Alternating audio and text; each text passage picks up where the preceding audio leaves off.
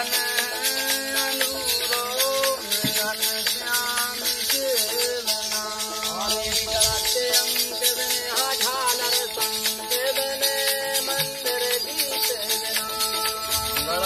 अंक बने झालर संग मंदिर दीप बना हरे बने पंडित को वेद दे सुनो हरि के भजन बिना रे राजा राम के बिना भे सन अनुरोध